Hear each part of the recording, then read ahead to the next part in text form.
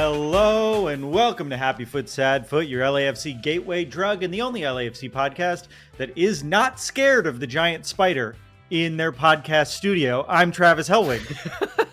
I'm Vince LaRosa. Welcome to our double preview episode of LAFC's MLS match versus Seattle on Saturday, March 8th at 1:45 p.m., which is such a weird kickoff time at Lumen Field, and the second leg of their CONCACAF Champions Cup round of 16 match versus the Columbus Crew on Tuesday, March 11th at 5:30 p.m.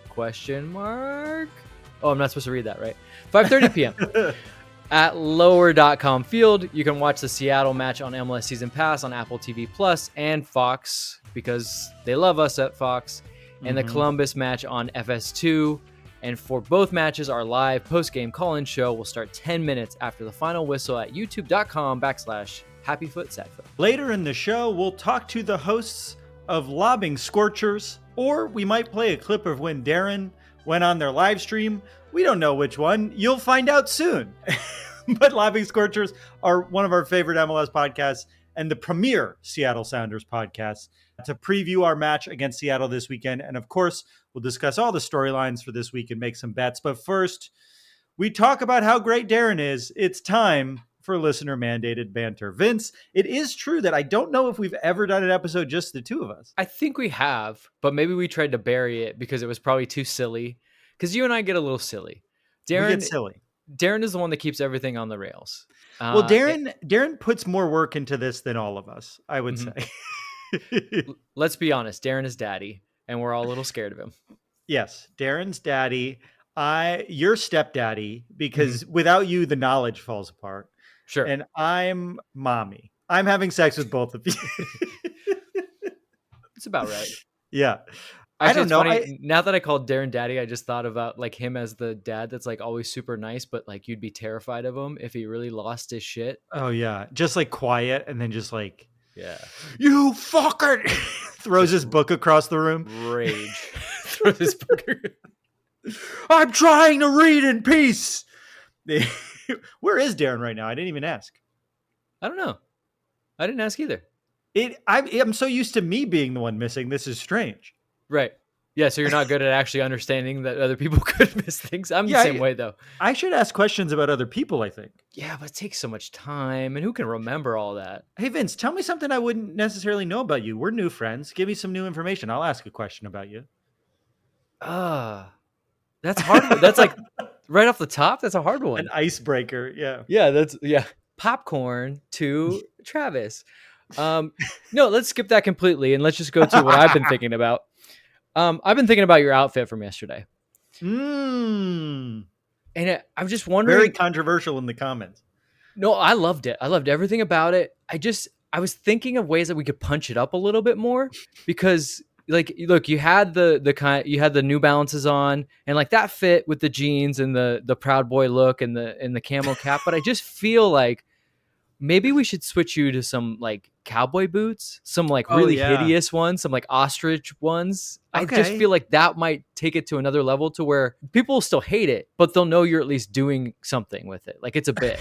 What if under the half collar we put a bolo tie? How's that sound? Well, now it sounds like you're just dressing like Post Malone. It's not. I mean, I'm sure people can tell, but I was raised white trash, right? So like, it's not far. But in Connecticut, for me to get like there. that's not real. Well, it is. Yeah, I guess that's fair. It's not real compared to like the Inland Empire white trash. Yeah. To all of our Inland Empire listeners, you're all very cool. No, but I mean, like, we're lucky that I'm not a fascist, right? I should be a fascist. Sure. My hometown was a factory town where all the factories closed, and then everyone I think I've told this story. We made asbestos, and then when the asbestos factory closed, everyone was really mad at the EPA, and they were like, everyone like wants asbestos to come back because the town has been in shambles since. So I should be a Republican. So I'm going to start dressing like one for sure. I'm going to be honest with you. I know what asbestos is like as a concept, and I know it's really bad, but like if you held it up, I'd be like, what is that? What is it exactly? Is it a powder? I don't understand what it is. Why is it in everything? It's sort of like fiberglass. I don't know how to describe that texture, right? And I think it can be in different substances, but they used it as like liner for a lot of things. So Okay. like they would put it in like jackets of Formula One racers because it was fire repellent. Oh, And smart. so a lot of Formula One racers got Lung cancer and lung all kinds of other cancer. things. And like they put it in brake pads. You would use it as like lining for your home because Okay. it would insulate and shit like that. So I it's think just like, because that's the reason I don't know what it is. It has so many multiple uses and it's in so many things where you can't just point to the thing and go, it's right there. No, it's in the whole thing. yeah, any house like before 1970, if you like go to the attic and look at like the weird foam on the ground, that's probably at least partially asbestos. So that was Mm. us. That was us, baby. Yeah. Well, yeah, I mean, I guess, yeah, we're glad you're not a fascist and or addicted to OxyContin. I think those are the two routes that you can take from When where I you're tell you, from. I know many people who are both. And honestly, the fascism ends up being safer in the long run than the Oxycontin. I'll say that for sure. Public service announcement, by the way. Hey, if you're thinking about getting an Oxycontin, have you tried being racist? No, racism is bad, as we all know. Sergi Palentia. We discovered that's how you're supposed to say his name. Yeah. You and Do I we did a want to talk deep about dive. the Wait, pronunciations? you sent the pronunciation guide because Yes. LAFC Daniel pointed out that we had been saying Igor, which is my fault. Yes. So it happened in an earlier episode where I said Igor Jesus and you said Igor Jesus, and we got half of it right. Yep. And it's because there was a Brazilian player. I think he actually plays for Everton now, but he was playing for Fiorentina, and his name is Igor. I thought they would call him Igor though on the Serie A things. By the way, the dude was jacked.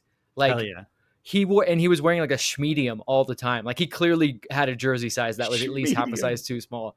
And I would just marvel at this guy. Like I didn't even want to watch the game. I just wanted like a cam on him. So that's why I got that wrong. But you sent the pronunciation guide so we could get it correct. And now and Daniel sent that to me as well. And then Okay. it crashed. I think too many people on our Discord clicked on it because it's not there anymore. It was there when I sent it to you, and now it's not working. I was going to ask, did you go down the rabbit hole and actually start clicking through all of them? Yeah, I had to. Also, there was a couple where it was like guys' names that you already knew, and it was so clearly recorded poorly. Like they were like 50 feet away from the recorder, and it's like Aaron Long. Well, Aaron went hard, but like Hollingshead was like Ryan Hollingshead, and they were like, you don't need to say it again. It's fine. Aaron's had like something fell in the background during it, and I was like, Yes. you don't want to redo that? Like It's so clear that they were like, please, we need. So for those of you who don't know what we're talking about, there's a media kit on the LAFC website, and in that kit there's a click. You click the link to get the pronunciations, and the players record how they say their own name. Igor Jesus, which we've been saying, it's Igor Jesus. Palencia, who we all call Sergi Palencia, pronounced his name Sergi Palentia, which is a thing we made fun of an announcer for doing a few days ago. But I will say he sort of really hammed it up when we did it. He was like Palencia. Oh yeah. As opposed to like kind of swallowing it. I'm still going to say Palencia. Oh, of course. And I don't think he would care either. But you know, when they go into that kind of Basque mode, like they go hard. And I appreciate it. Like Ilie would be that way too, where like he'd talk like normal Spanish, but then he would like run into like the LAFC assistant coach who he could speak like Basque with, and I would just be like, what is happening here? Like it's a whole different world. Yeah, the pronunciation guide is kind of genius, but I do think they should put a little bit more into the audio quality control. Yeah, there should have been. I mean, it couldn't have been that hard to just set up a mic in one location at training and be like, one by one, just say your name and walk away. You don't even have to stop the recording. You can edit it later. They should have just left it as a live stream, just so people could be like, what's going on? Just 20 minutes of the players saying their name. Just players like wide-eyed going, Aaron Long? Wait, I didn't listen to Odin. You said there was something interesting about Odin's name last night? There's an R somehow in there. It's like Harm. Odin Thiago Holm. Yeah. Which I also learned the other day, Thiago, not his given name. He decided to give himself that, which I don't know. How do you feel about it? I'm conflicted now because I thought it was like the coolest name ever. Odin Thiago Holm, like his parents were just badasses, like just hippies or something. And it turns out he just really liked the player Thiago and decided to legally add that to his name, which is also kind of cool. But there's something sweaty about doing it yourself, right? Like you want to do it. You want other people to say, there goes Thiago. Yeah. But like giving yourself the nickname, it's like Travis Steph Curry Hellwig. Which you will now be from now on.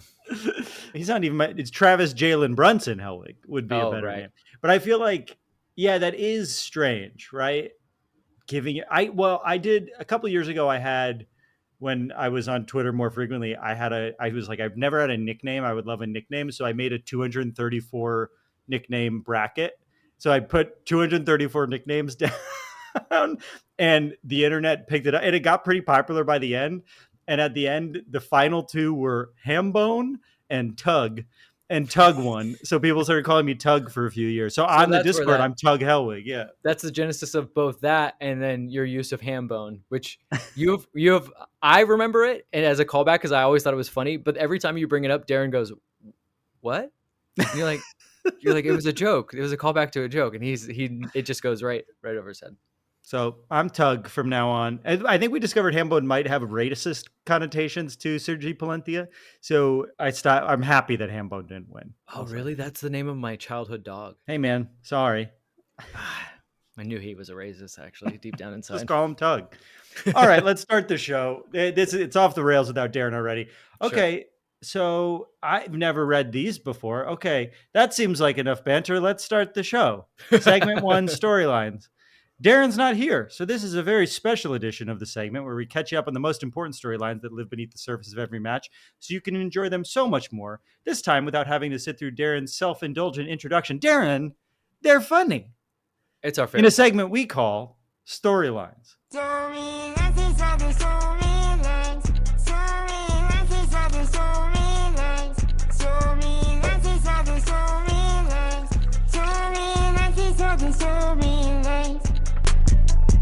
Vince, no one else, one else.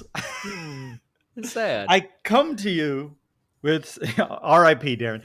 I come to you. Who would edit if Darren dies, the podcast is over. We just need to be clear. Oh, yeah, legitimately. Neither of us have the work ethic. There's little things where it's like, oh, he changes the title on the live stream every episode. I don't even know how to do that. No, I miss him. Where is he? So I saw it the week before, and then we were all together last night for the crew game. I still marvel at all the stuff he's doing, and I don't understand any of it. He also has like starring comments to come back to later, but I think we just get so many that we never go back and read the star one. We should just read them out loud as they come in, I think. We didn't get to any comments last night. We're back to banter. Listen, Vince. Sorry. I come to you with some very important storylines. Let's do it. One, fresh in our mind after our 3-0 victory against the Columbus Crew last night. And that storyline is this. Are we back? It was just 2 days ago where we all decided that this LAFC team was not only underperforming, but maybe it'll be a rebuilding year. These 1-0 wins are annoying. They're boring. We're just not playing as strong as we could. And yet, one refreshing win against the Columbus Crew. We didn't even win the series yet. And the vibe feels different. 3-0 at home. The first time we've beaten the Columbus Crew since we've started this podcast. And certainly the first time we've actively outplayed them. And the vibes just seem better. Bouanga's scoring. The midfield was humming. We started Abobasi. Here, so for all the shit we've given the season, here are our results so far for the 2025 year. A 2-1 loss in the snow against Colorado, a 1-0 win at home against Minnesota, a 1-0 win at home against Colorado, a 1-0 win at home against NYCFC, and a 3-0 win at home against Columbus. On the year, that's 7 goals for and 2 goals against on aggregate, the only loss coming in literal below freezing temperatures. Vince, do you think we're back? Were we overreacting? Should we just shut up and never have an opinion? Well, this is something that you and Darren both helped me be better at. There's 2 ways to look at this. There's the way to look at it from a fan, and there's the way to look at it from the way I generally look at it, which is like trying to analyze the game and think about it just from pure soccer things because I have no emotions. I'm dead inside. Really, I see goals and XG. I don't even see people. They're just machines out there. You sim the games mostly in your head. You don't watch them. Yeah, basically. So I think what we were saying and what we were high on the first couple of games, because there really wasn't much else to go on other than just a very limited sample size, was the fan perspective. We're like, we're kind of bored. Like, do something fun. Like, the games are supposed to be fun. Well, I'm not having fun. Yes, we're winning, but is winning the only thing that matters? And I actually found that interesting too, because sometimes when they win games, people are like, well, I want them to be better. And sometimes when they don't win a game, I'm like, well, it came so close. They played really well. They're like, well, the only thing that fucking matters is winning. I'm like, so wait, is it entertaining or winning? And so we started to find out where people really separated the line. And I guess where it all comes out is like, most people really want to be entertained, which I think is completely fair. And I want to be specific in saying, when we were talking about it, we were talking about it from the perspective in the bigger sense of being entertained, because we did. And yes, maybe we didn't spend enough time on it, but we did say like, oh, it's early in the season. They're doing some nice things. Defensively, they're very strong. One of the things that you noted is the 2 goals against. By the way, both those goals are from set pieces, a penalty and a free kick. So they have not given up a goal in open play. They're very difficult to, they grind. They're difficult to play against. All those things are stuff that like I can't take home and then tell all my friends, hey man, you got to watch this team. They're so much fun. And so that's why people were so upset. But this game was the conglomeration of all of those things, right? They were fun while they were still bastards. Like, they were really hard to play against. They got after Columbus. They defensively, as we said, they gave up, I think, their first shot on goal in the 67th minute. They were just in complete control. And I think that's the bigger thing that we should talk about, and something we didn't really bring up in the post game was like, ultimately Steve wants control. Doesn't care how you do it. It doesn't have to be with the ball. Doesn't have to. Yeah, really. A little controlling. Doesn't have to be against the ball. He just wants them to control the game depending on how the game goes. And LAFC did it marvelously. Like, they took it to the Crew. When the Crew had the ball, they were hard to break down. They pressed well when they were able to get on the front foot and get up into Columbus's half. And then one of the things that I'm pleasantly surprised about, but I really like seeing, was they were really good in build-up, which makes sense for this team, right? This team likes to play in space, and ultimately build-up is a problem of space. How do you figure out how to move guys around in a way that you can, ping the ball up and down with certain passes, that you can finally get into the offensive third, and then that's when the game gets really hard, right? Because it gets tight and it's difficult there, and that's when you need a little bit extra, which we still think LAFC is lacking just a little bit. But ultimately, if they play this way, they're going to be almost impossible to beat, and then you're still going to have high-end talent like Bouanga. And, I think we look at this game, as we said last night, as a marker. Like, we know that this is at least the peak of what LAFC can do, and against a very good team. Like, if they played like this all year and never even got higher up, we're winning a lot of games. But we think they can even get better. I think there's something, we talk a lot about Giroud and Abobasi, and I do think it's worth discussing, did we play that well? Because Giroud didn't come on the field at any point. But something that I think should be pointed out this far into the season, right? It's March.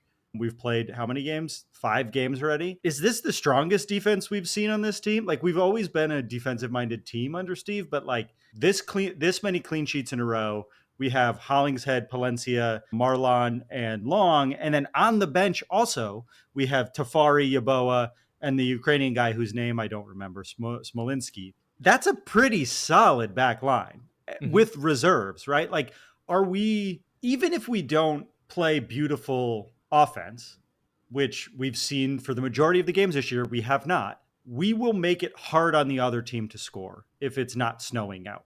And I think, like, as much as that's not pretty soccer, we should at least acknowledge this might be the best defense we've seen on an LAFC team. What do you think about that?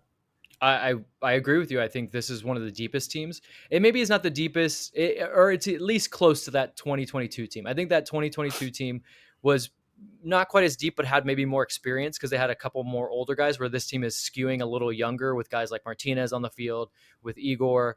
They're like 21 and under, right? So there's a lot more of that. But yeah, when you talk about like the amount of guys you can bring off the bench, and then just how hard they are to break down, like they have a lot of guys that really want to get after it. And first and foremost, as they showed against the Crew, like they can do it. They don't need special situations or parameters. They're like, no, we'll just run. And as long as we put in the effort and we have the level of intensity, like you said, they're going to be almost impossible to score against. And then like Hugo's been like, he's been good when he had to, but he hasn't had to do much. Yeah.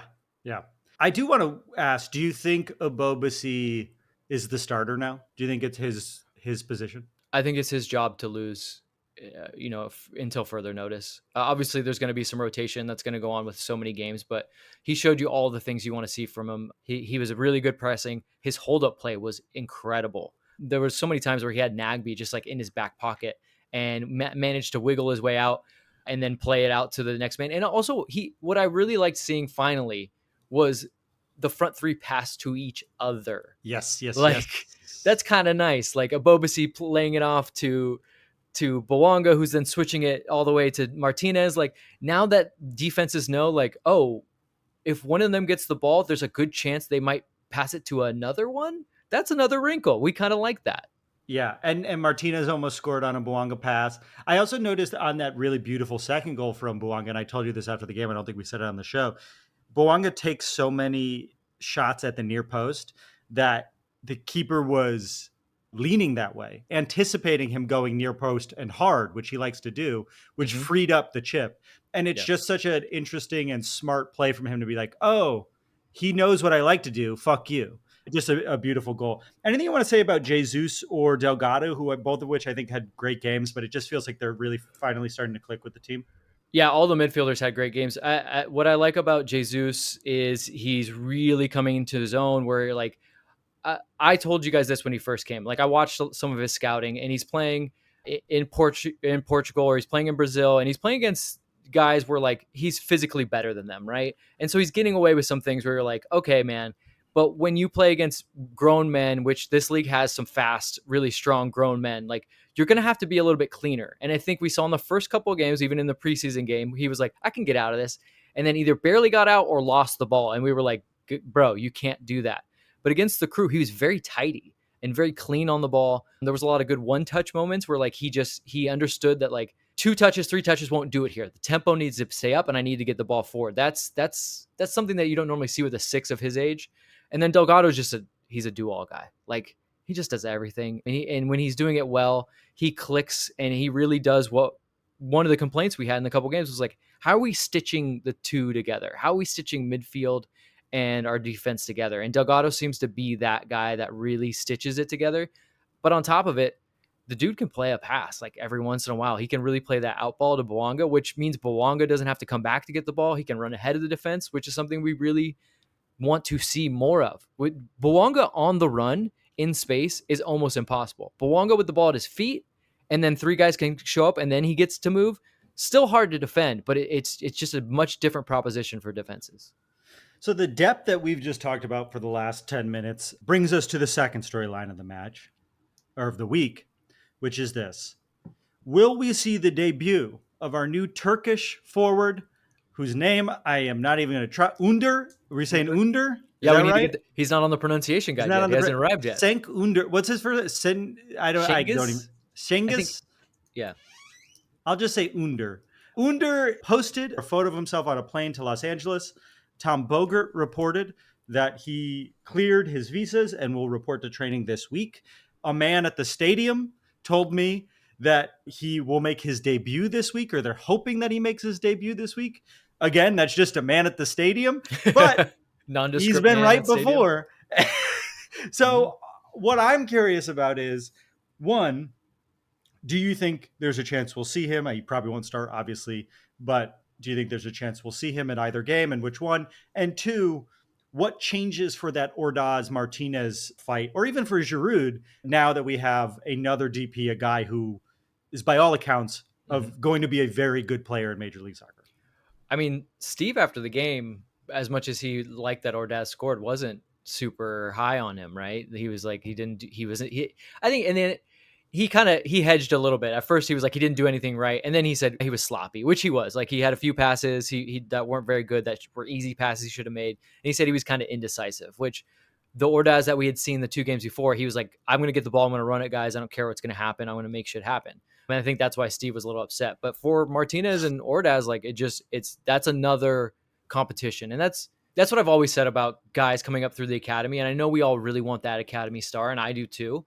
But if they are, let's say, offensively inclined, it's always going to be difficult to break into an LAFC team that spends big money when it comes to their offensive players, right? And we want them to do that. Like, you don't look, if they're good enough, they're going to play. But if those guys for a minute think, yeah, this academy guy, like we could give him a break, but we also could go over here and get a guy that we know is got a high end talent. They're going to lean that way. So competition is going to be very tough. So I've watched him since he was playing for Roma and Serie A. And Under's had this on him. He's one of the many, or not many, but he's one of the handful of players that has gotten the tag of the next Messi from so-and-so. And you're never going to live up to that. Yeah. But clearly he has something, and he does play in a way that is Messi-esque, right? Like we describe Messi as like Maradona-esque.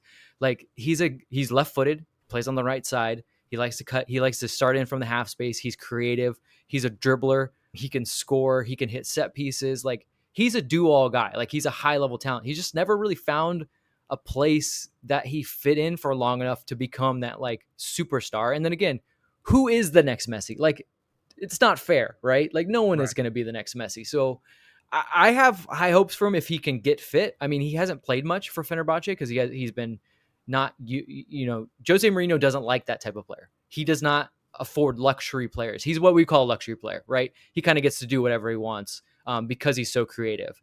Steve doesn't have much time for those players either, but when they're star level, Carlos Vela, those type of people, he has a little bit more leeway because they've got end product, right? I was going to ask you though, is the reason he's not playing for Fenerbahce that he's not fitting a system, or is he underperforming, or is it both? It's system. It's really more system. Like, and Jose Mourinho is just a domineering personality. Like he's the type that he's the guy that like walks into the prison and knifes the first guy to be like, who's the boss now? Yeah. Like that's what, when he walks into a locker room, he has to show them that he is the boss. And look, he's probably earned that right. He's been. I think about that video of his dog dying a lot. Like it humanizes him in such an interesting way. He is an interesting dichotomy. Like there's so many guys that said they would do anything for him and they would die for him. And he's the best manager that they've ever had. They've been like, he's like a father to me. And then there's some guys that like, he's a son of a bitch and I would murder that guy in a second if I could, which tells you that like, he's just a strong personality. Yeah. And so you love him or you don't, but yeah, he just doesn't fit a system.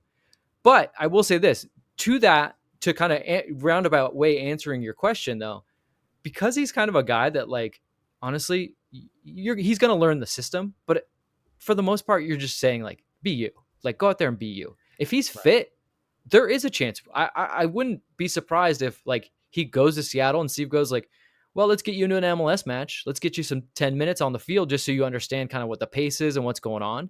And let's get you out there. I could see it. I don't think it will happen. I think his fitness is probably at a very low level. And I would say, I don't even think he would play in the Columbus game.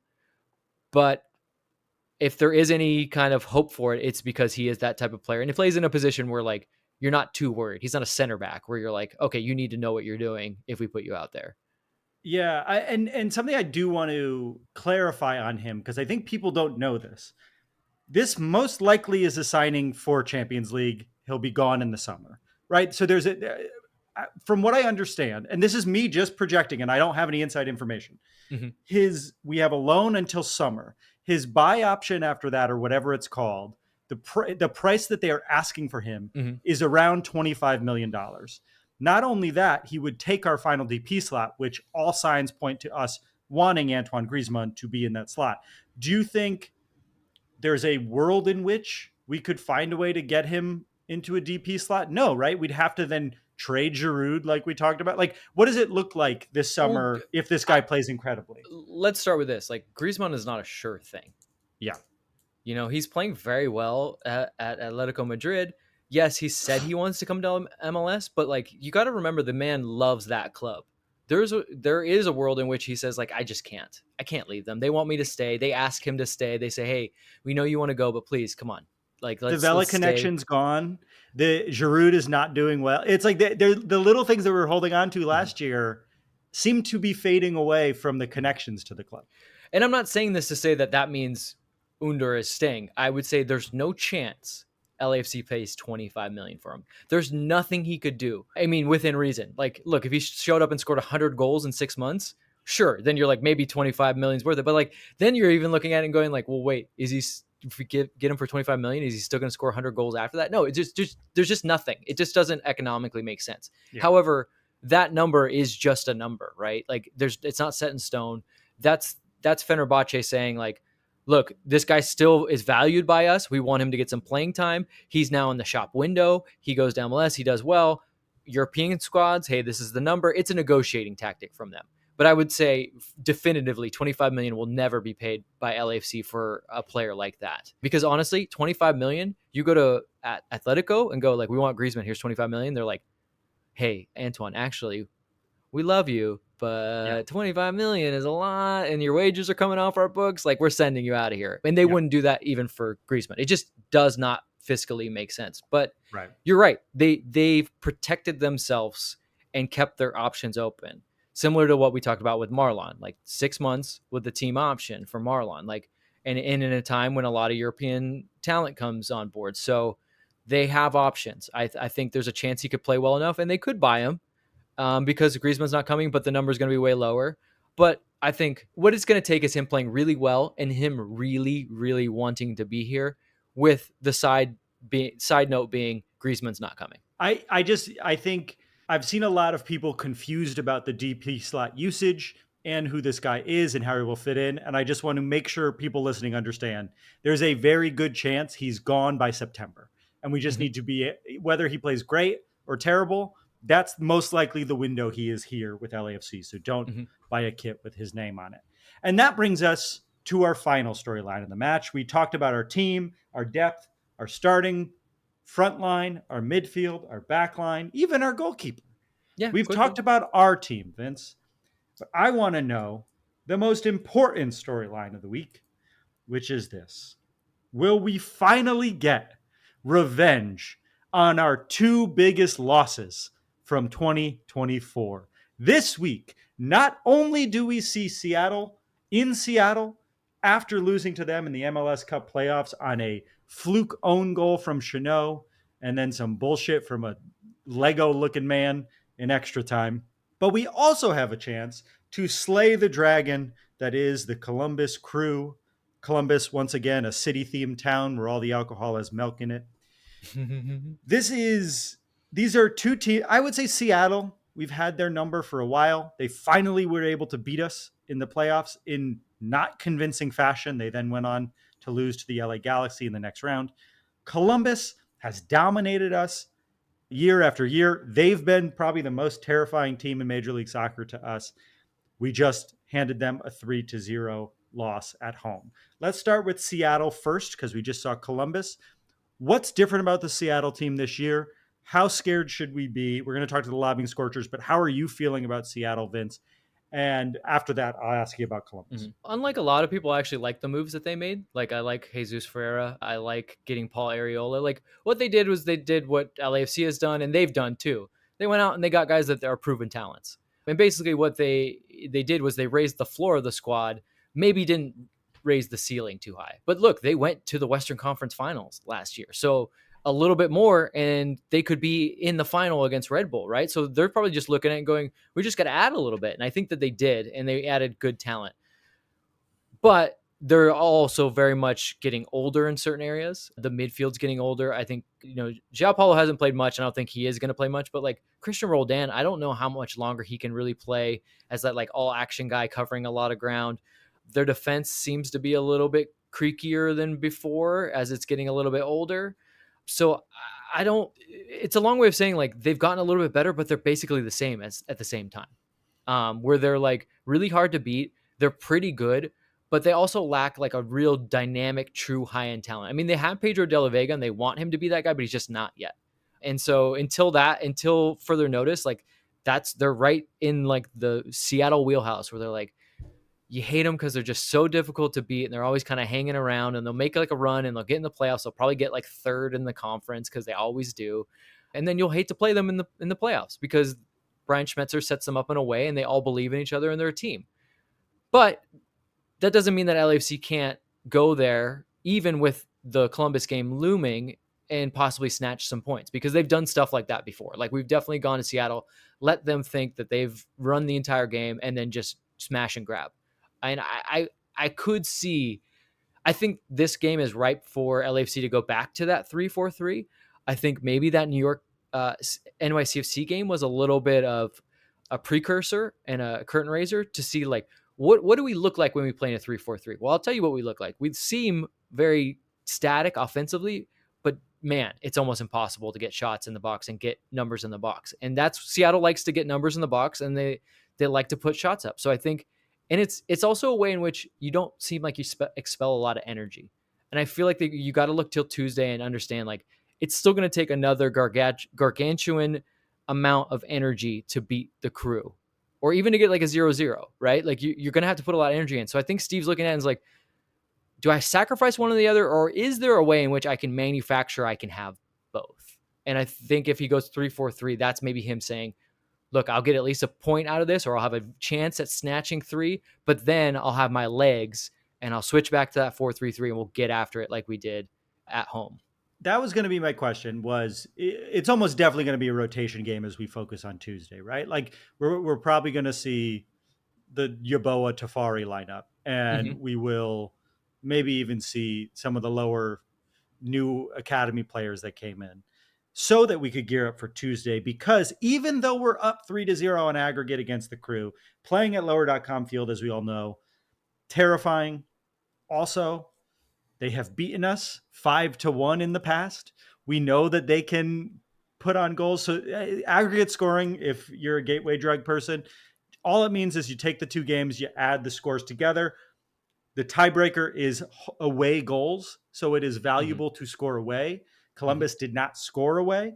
Yeah. That sort of means if we go there and score one goal, life gets really hard for them, right? So how do you imagine this game looking? What will change tactically? How are you feeling? I know I still have PTSD, even though we're up 3-0. I'm a little nervous just because Columbus can score in bunches, and they play in a style in which, like I've talked about with top teams, is they get the ball and they just keep putting you under pressure. They send numbers forward to where, like, even when they lose the ball, it's hard for you to get out because there's so many guys already surrounding the ball. They play in a way that they're smart with where they kind of take risks, and they take risks where they have numbers. And for a team, any team, not just LAFC, but once they score a goal and you kind of get disoriented, it just feels like the whole field is tilted and you can't get out of your own end.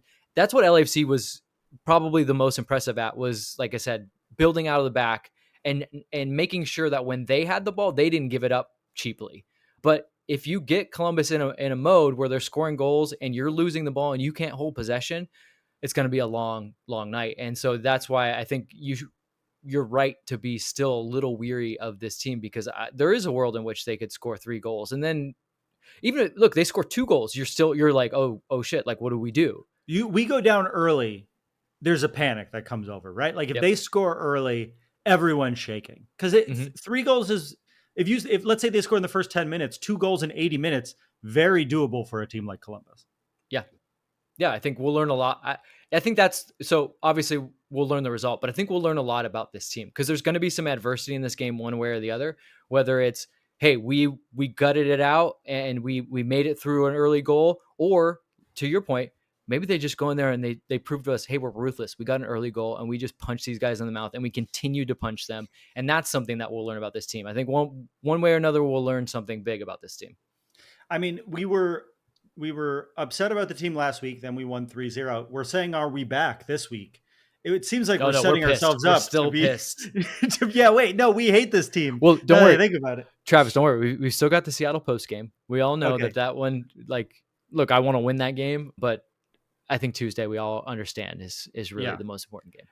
And the one thing I will say that is giving me some hope about Columbus is that they were reaching for goals against us, and we were able to take advantage in transition really well. And they need to score. They have no choice but to throw people forward, which will give us the opportunity to run people again. And Denny Bouanga was ruthless against them.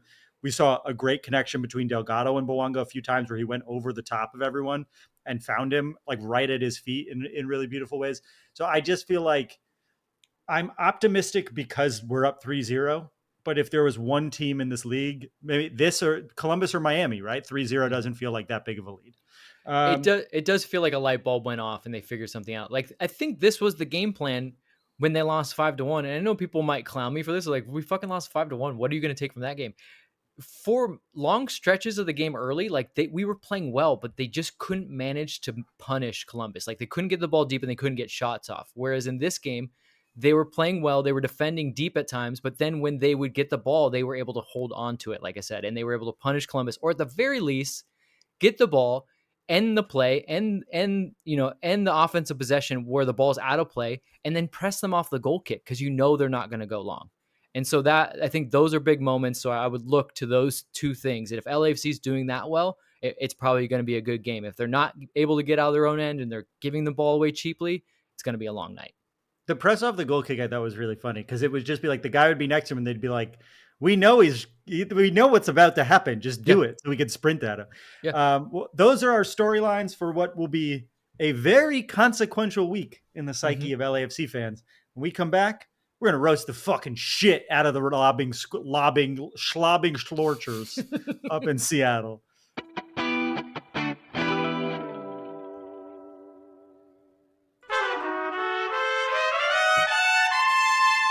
You know him, you love him, you hate to see him coming. Please welcome to the show our good friend from Lobbing Scorchers, Noah. Noah, how do you say your last name? It's Riffe. It's Riffe. like rifle, but without the gun part. Without the connotation? Yeah, exactly. Yeah. I'm so bad at pronunciations. I'm so in my head about any name now. Of course it's Riffe. But now I was like, it could be Riffe, and I don't know. Yeah, it's actually coral reef. Yeah. Great. There's a silent coral in there. I give you credit for asking, Travis, because normally I'm that way and I just go like, just not going to try. Yeah, and then I'll never know that guy's name. Yeah. There's no reason to try and pronounce things correctly. It's like, what's the point? I got in trouble back when I was like 15 because I made fun of Sam Stayskool's name. I was like, I'm not going to learn how to pronounce that guy's name. I'm making a YouTube video, and I got canceled online. So it's all good. Oh, for Sam of all people? Jeez. That woke mob. You cannot the woke trust mob. that woke mob. Yeah. The woke MLS mob. Oh, don't get me started about the woke MLS mob. First they come for Bruce Arena, and then they came for Sergi Palencia, and that's who's innocent. Acquitted on all counts. Sergi Palencia innocent. He was acquitted on all counts, folks. Noah, they did everything right. He used bad words, but they were beautiful words. Noah, welcome to the show. You're a host of Lobbing Scorchers. You're one of our favorite MLS podcasts. Quickly, before we forget, how can people follow you if they want to follow you? Absolutely. Yeah, we're on YouTube. You can search up Lobbing Scorchers. We are also a podcast. If you are you're an audio freak, you can go to lobbingscorchers.com or sounderatheart.com/ls. We're a part of the Sounder at Heart podcast network, which covers Seattle soccer across the board. So if you like Seattle soccer or you just like supporting independent soccer media, you can always go to sounderatheart.com/ls. We love Jeremiah as well over there. Yeah. Okay. He's not as cool as us though. Yeah, there's levels. I think he's quite cool. Well, but he has a kid, and we're like, the Zoomer, Ari's 30, but anyway, we don't have to get into that. I mean, Darren has kids. We still love him. Yeah, that's true. And just like we're all just Zoomers. We're all of us here. We're cool. Yeah. And I'm definitely 24. Let's get down to it. We're coming to Seattle this weekend. We're playing you at 1:45 in the afternoon for some fucking reason. It's a great time to play soccer. Tell us about your team this season. What do we need to know? What has changed since you got lucky against us in the playoffs? What do we need to know about Seattle? Well, I would say the biggest thing is this is no longer that best defense in the West type of team where we're just going to grind out some kind of bullshit win, kind of like we did when we were in LA and won. I mean, I'll admit it. That was not a fun game to watch. But, this team has got a lot of new threats now. Pedro de la Vega actually looks like he knows how to play soccer again, which is a great news for me, bad news for LAFC fans. Another great one, Jesus Ferreira. Hates Dallas, been there, moved out of Dallas, hate that place too. He took his boy Paul Arriola with him, which sleeper pick, the U.S. men's national team bots hate the guy, but he's kind of really good. I don't know. So you have a lot of different players who the Sounders have brought in. They call this the Gold Cup 2019 Super Squad. And I'm going to be honest with you. The Gold Cup Super Squad, they cook in MLS. Let's pretend that this last week's result didn't happen. Frankly, they looked embarrassing against Real Salt Lake. And they bottled a win against Charlotte. They were up 2-0, and again, another own goal and lost the match. That said, LAFC, they put it all out there this week. Congratulations on your win against the fraudulent Columbus Crew. Thank you so much. We're playing Cruz Azul right now as we record this. I thought we could get away from Mateusz Bogusz, but apparently not. That dude just keeps... How's he looking? How's he looking? He looks good, man. He looks good. He looks incredibly... he haunts me, man. I cannot... I'm not going to be able to sleep after this one, regardless of if he scores or not. But yeah, this is going to be a fun matchup. I think it's going to be a little bit of a rotated lineup for both clubs. So I'm interested to see how it goes. But I will say, Sounders have a lot of depth. Does LAFC have a lot of depth? I don't know. Is that a real question? I don't know. I have to cope somehow. Yeah, that's true. Because sell me a little bit more on this, because I actually like the moves. I'm with you. Like all the U.S. men's national team fans that like hate the moves, that are like they loved these guys a couple years ago and now they hate them. It's ridiculous. Yeah. But my take on it is this: you really raised the floor of the team, but did the ceiling really get that much higher? Like, look, if Pedro de la Vega comes good, then you finally have like a dynamic elite talent. And I think he's going to come good. Let's be honest. That man comes great. Travis loves when I use that word. But I'm not so sure about him, honestly. Like, he's hit or miss for me. So, but the team will still be good. Like, you'll still come in third place or whatever you always do. Like, and you'll still be hard to beat, and you'll still probably make the Western Conference Finals. But like, are they like a team that like actually scares teams? I mean, it's early in the season. I think that's still yet to be determined. There's new tactical wrinkles that Brian Schmetzer is bringing in. And I think what I've been worried about, frankly, is playing LAFC, because I feel like we're very vulnerable to the counterattack. We have been pressing really, really high. We've been really bad in these weird transition moments where it's like it's a throw in way back, 90 yards away from goal, and that leads to a goal, or a goal kick leading to a goal. Just if you spam the ball straight down the middle of the field, and you might actually just be able to beat the Sounders 5-0.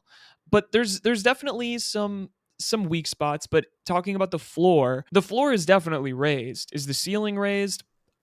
I think undoubtedly Pedro de la Vega actually being a player that plays soccer is an insane improvement. You're going from not really having a DP, you had one functional DP, to you had Raul Ruidiaz sitting on the bench, not doing anything, getting mad, fighting with Brian Schmetzer, and then you had Albert Rusnak, who the haters hate, the lovers love, and Pedro de la Vega, who was injured and out. So you effectively now have Jesus Ferreira, who that's DP quality.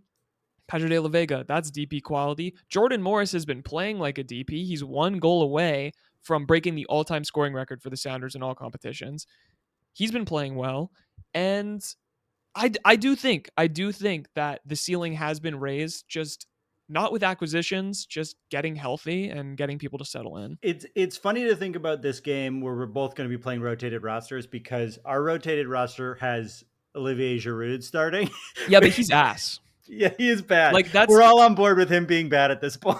Like, I am willing to bet that Danny Musovski, the worst player to ever play soccer, will have more goals by the end of the season than Olivier Giroud. Well, he'll have more minutes, certainly, than Olivier Giroud. I mean, there's a world in which Olivier Giroud, I don't know, gets traded to another team or is not in MLS by midseason.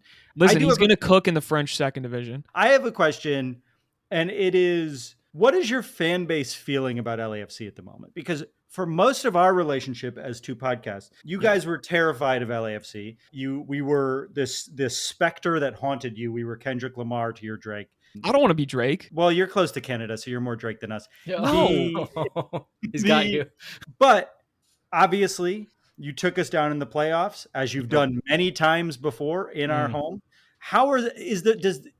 Is the specter of LAFC still there? How are people feeling about our team? We've won a bunch of games, but we haven't looked great in a lot of the games besides the Columbus game. How is your fan base feeling about our team? I think that people have been pretty wrapped up in CONCACAF Champions Cup, and I will be honest with you, we've never been able to beat RSL at RSL, and that's like everyone was freaking out. Yeah, 10 years. So they've been more focused on that. I think when it comes to the weekend, people are going to be back to the fuck LAFC train.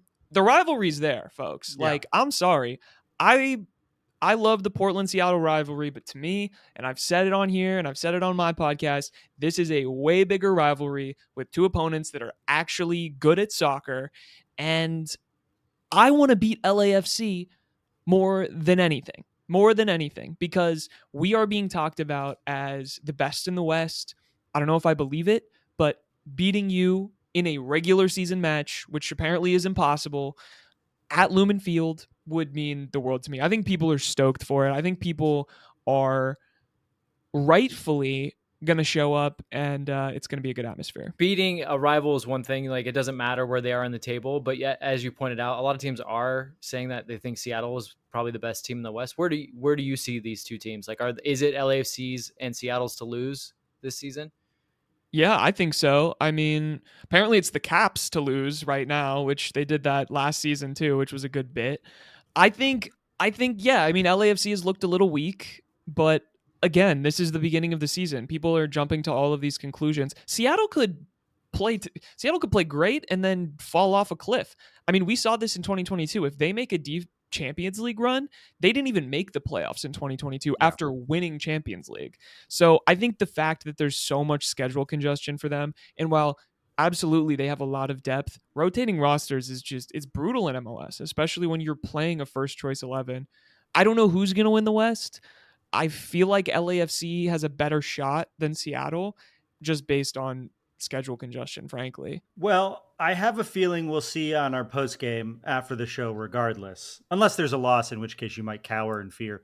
Oh no, I love calling in when it's a loss. Do we not remember the Open Cup? Yes, I do remember where you hid by a garbage can. I did. I hid by a garbage can. I was called Peso Pluma. Shout out to my Peso Pluma boys. They still hit me up on the app formerly known as Twitter, which I'm no longer on. But and we also saw a famous caller in the background of your shot, shirtless. The shirtless guy, yeah. Yeah, he followed me to my car and asked me for a ride after, too. Interesting. Crazy. Yeah, that doesn't sound like him. He does that. He's harmless. So, and I know Darren is popping on your live stream on Thursday night. So if this comes out Thursday morning, which I don't know if it will, we'll see. But if you want to see it, it'll be up there for replay on their YouTube. Remind everyone again where they can follow you, because if there's one podcast that I make sure I check out when we're playing another team, it's yours. Yeah, you can literally just look up Lobbing Scorchers. Go to youtube.com/@Lobbing Scorchers, lobbingscorchers.com. What else do we have? soundredhard.com/LS. But yeah, we're everywhere. You can find us on. I want to thank you publicly on the record. You guys had a fundraiser for us when we were raising money for the fires. Thank you for doing that for us. And, I know the Seattle fans are very wealthy. They were able to give us, $40, $50. Tens of dollars. Yeah. So thank you so much. Yeah. No, but genuinely, like, you had a whole fucking telethon. What if they had sent us water from the north? Like, they just we don't get the water from the north? Right. But thankfully, our good leader got us that water. He turned the water on. We turned on the water. What more could you want? You want us to donate to you too? We're getting demonetized now. I'm sorry. Yeah, sorry. Palencia, every time I come on. Yeah, new co-host. Okay, thank you so much for being here, Noah. Enjoy the Cruz Azul game. I hope Matty Bogusz scores a couple. Oh, fuck. Have a good one, boys. Thanks for having me on.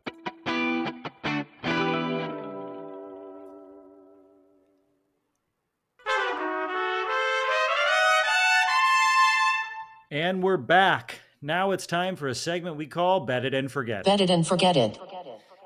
Every week, we end the show with a bet for this week's game. We make an outlandish prediction, something that almost definitely will not happen, but could. Wow, it's harder than we think, Darren. Yeah. Each week, we each put up $5. If no one hits, that money rolls over to the next week. Eventually, by the time someone's weird prediction comes true, they might win a good chunk of change. Good chunk of change is such a fun phrase.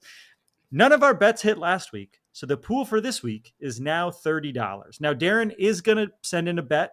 So first, I just want to say, Darren, here's where you put your bet. Hello, boys. If you're watching this, it only means one thing. I'm gone. But I do have a bet for this week.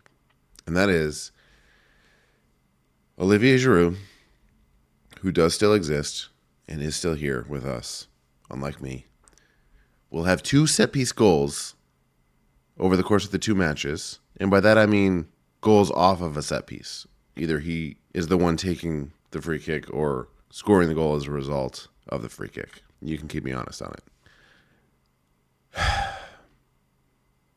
I really enjoyed our time together. I don't know, Darren, that feels a little bit too easy, but we'll let you have it, I guess.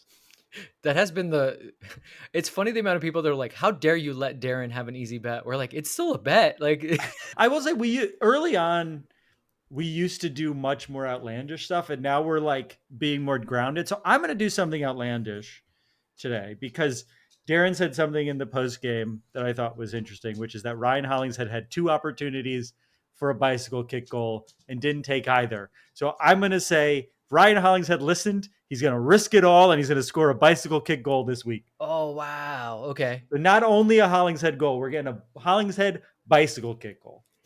Okay. This is okay. You tell me if this is outlandish enough because there's already been a precedent set, but my bet would be LAFC continues to not give up any goals, like 2 more shutouts. Is that outlandish enough, or is that like that you could easily see that a little bit too easy? You know, I would say normally that would not be the case, but we've been so good. Although Columbus is gonna score. Are they? Well, judging by last game, no, I don't know. I mean, I think it's probably.